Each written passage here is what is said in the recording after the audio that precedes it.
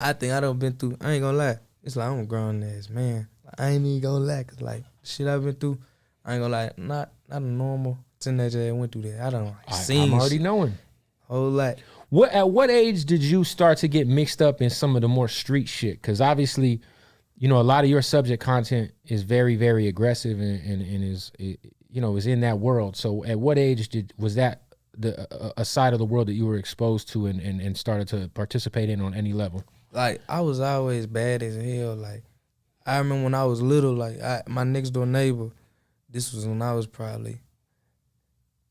like 6 or 7. And he wasn't even a blood for real. Right. But he had a red flag.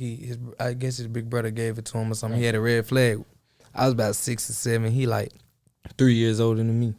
And he just walk outside. We used to walk outside. We'd play every day. And right. Then one day he just had me fucked up. Like, he just walked outside and then, I don't know, he was like, he had the flag. Then he was like, I'm a blood. And he said, you gonna be a blood with me too. And I was like, I don't know, that day I was like, it wasn't the fact that I didn't want to be a blood. It was more so the fact I wanted to be my own man. Like, I didn't want to go under his wing, like, you know, type shit. And I said, if you a blood, I said, I'm a Crip. You know, that's what I told him. Right. And then since that day, we had started beefing. Like, I used to always fight with my neighbor and shit.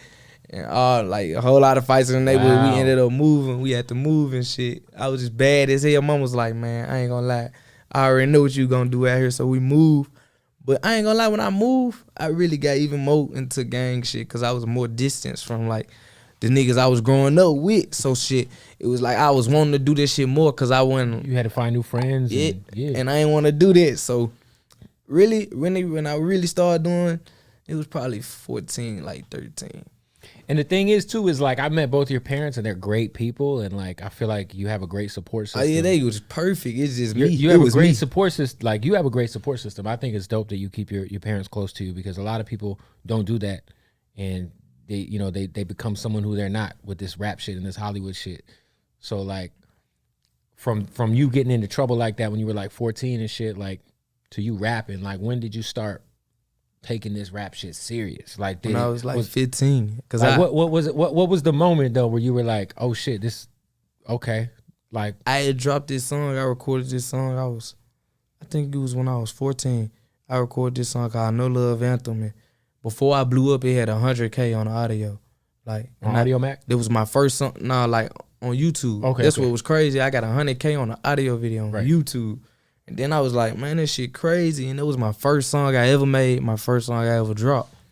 And so when I did that, at that age, I was like, man, I ain't gonna do nothing but get better. I started dropping some more.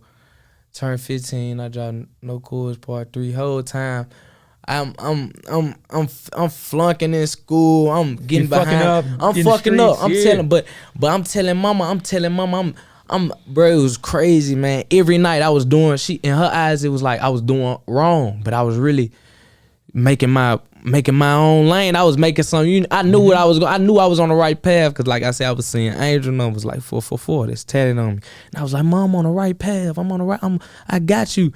And I was like, and there was one thing I said. I see how a lot of niggas treat their moms or treat they pause and shit. Like I got an attitude. I treat them a certain way, but at the same time, a real top shotter know that like you gotta make sure they straight at the end of the day. And the purpose is when you blow, you gotta make sure they good. They gotta be with you, cause if your family ain't with you, you getting fed to some wolves. You don't even know who who these folks in your business. Everyone has fucked up ulterior motives. No, they got fucked up deals, ulterior motives, all that shit. Cause they trusting these. That's what I was saying when I'm like, yo, when you went that United Masters route off the rip, I'm like, this kid is different. Cause we know, I mean, everybody jumps on that first advance they get offered.